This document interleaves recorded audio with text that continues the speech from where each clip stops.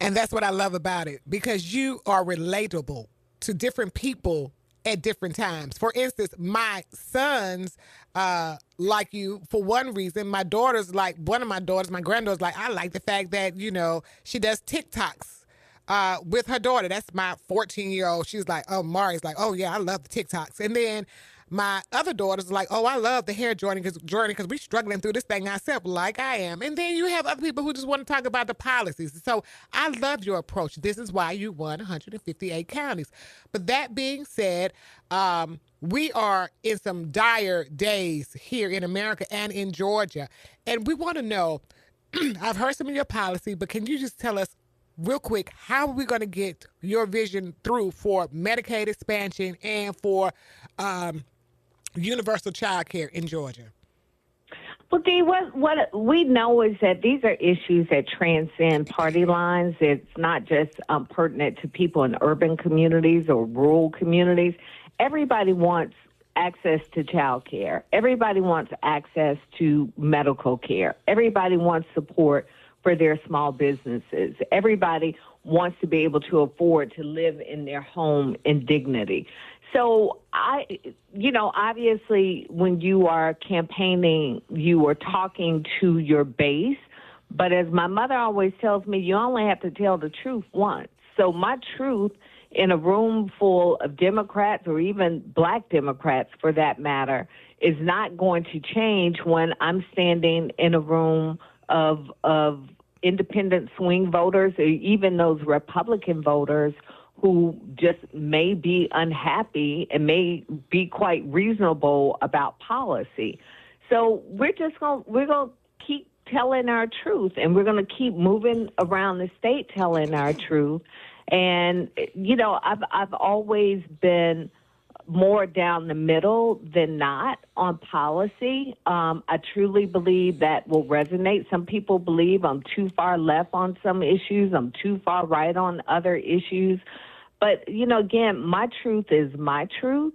But what I know is that the things that I care about and the things that I want for my family are not very different than things that people across the state of Georgia want for but we have the same wants and needs. And I think that's a message that clearly resonated during the primary, and I truly believe it is going to resonate when we go into November with this election, which what we know right now with these two people in the runoff, they are both extremes.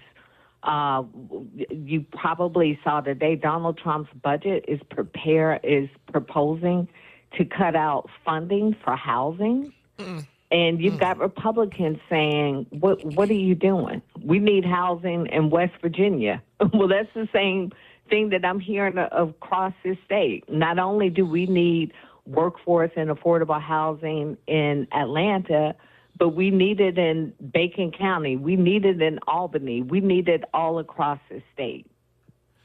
Yes, we do. And I'm just so ecstatic. There are a lot of people saying, well, you know what? A Black woman leading the ticket. Will this be a repeat of Kamala Harris or Stacey Abrams? I was like, no, I think this is a different time. And what do you say to people who's like, well, can Georgia really elect a woman and a Black woman at that? What do you say to that, Mayor Bottoms? I appreciate the comparisons. But I remind people for the past 200 years, white men have been running, white men have been losing. And nobody's ever said, should a white man run again? So I don't think it's fair that you put that on us just because two Black women haven't done it. Why do we only get two bites at the apple? Every race is a different race. I have a great deal of respect for both the vice president and for Stacey.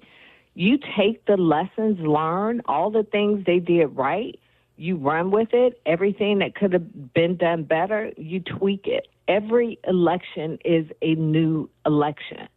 And I didn't run this race based on anybody's approach to campaigning across the state, but for the approach that I thought would resonate with people. And nobody knows this state better than me.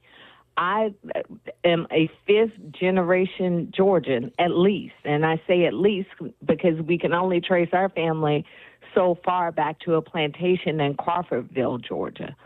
So, you know, I when I interact with people across this state, like I know these people, even though I don't know them. I know them. They're my cousins. They're my aunts, my uncles. They're my grandparents.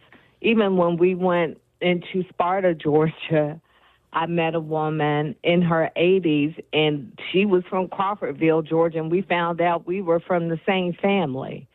So it's, you know, moving around this state, understanding the people of this state, not assuming I know everything, but listening, knowing that I have a lot to learn has been really, really helpful for me. And you know, Dee, at the beginning of the campaign, there was a belief that I couldn't get outside of Atlanta. I parked outside of Atlanta. My home is still in Atlanta, but I moved around this state because I knew it was important for people to hear from me, but also, most importantly, for me to listen to people. So, you know, we're going to take all the great lessons, we're going to build from there, and then we're going to take all those things that we thought could have been done differently, or maybe after further analysis could have been done differently, and we're going to build from there too. I love this so much. I am so excited. And then the thing you said is, why should Black women have to have one bite off the apple? That is not fair to us. And the last thing, and I know I got to go, and you do too, I am tired of people talking about this macaroni and cheese. Listen, you're not running for governor to make macaroni and cheese, okay? You are running for governor to right the wrongs and to get to the right let path. me just perfect the record.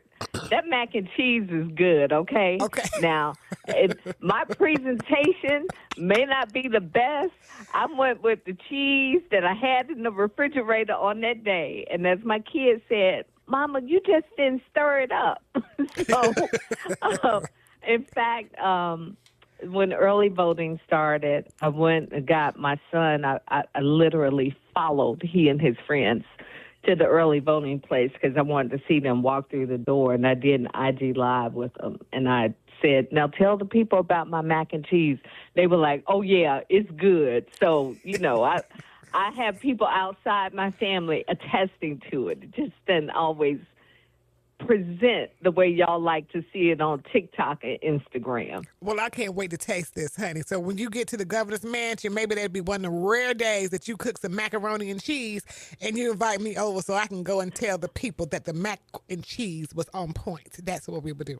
All right. So anyway, thank you so much. How can people find out more about your campaign and where to donate before we get off? Thank you so much for asking. Keisha for Governor, Keisha for Governor, FOR, forgovernor.com.